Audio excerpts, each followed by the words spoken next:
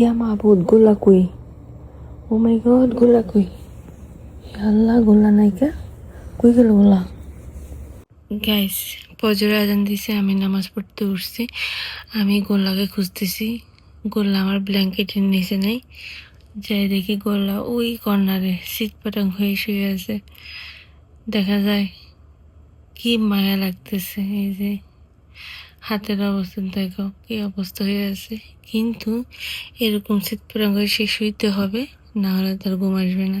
আমি কত বাজে হেরে ঠিক করি শোয়াই, একটু পর পর দেখে যে সে নেই, উদাও। আর সে তো বালিশের রাজ্যে ঘুমাইতেছে।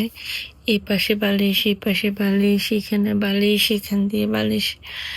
একমাত্র আমি একটু জায়গাতে সে যদি পড়ে যায়, আমি ওরা এভাবে বালিশ দিয়ে আটকে রাখি। আমার ঘুমানো অবস্থায় সে যদি বেড থেকে পড়ে যায়। তোমাদের কার কার বাসায় এরকম আছে আমাকে জানাবা। এই যে আমার গোল্লা যখন ঘুমায় কি মায়া লাগে বাচ্চাদেরকে। আর যখন ঘুম থেকে উঠে প্যারা দেওয়া শুরু করে, মন চায় দৌড়ে মারে। এমনটা বিরক্ত লাগে কাজকর্ম নিয়ে যখন প্যারা দেওয়া শুরু করে। মাঝে মধ্যে আমার মন চায় এরকমই করি, কারণ করলে আমার কোল থেকে নামে না, আমি কাজ করতে পারি না। এই স্টাইলে কে কি শো দেখো তো। তাও আবার কি জানো, ওই যে পিরিয়ডটা নিয়ে তারপর সুন্দর করে খাইয়ে দেয়, তারপর এরকম চিৎ পটাঙ্গ হয়ে শুয়ে গেছে। চিন্তা করা যায়। করতিস গুলুমুলু আমার গোল্লার দেখো। গোল্লা শোয়ার স্টাইল খুব সুন্দর।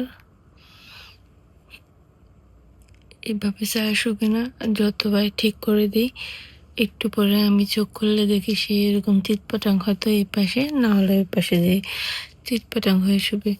এই যে দেখো, মাশাআল্লাহ কি মায়া লাগতেছে, তাই না?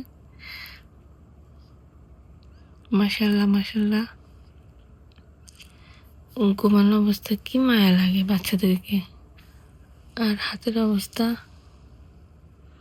এই যে দেখো হাতের অবস্থা। একটু পর পরে এটার সন্ধান নেবে, একটু পর পর এটার সন্ধান নেবে। সো আমি এক বোতল বানাই দিই, তারপর তার একটু পর পর ঘুম থেকে উঠে সেটা খাইতে হবে, না হলে তার ঘুম নেই।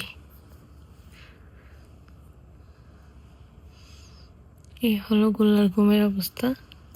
তোমাদের বাসায় কে কে আছে এমন ঘুমায় জানাবা।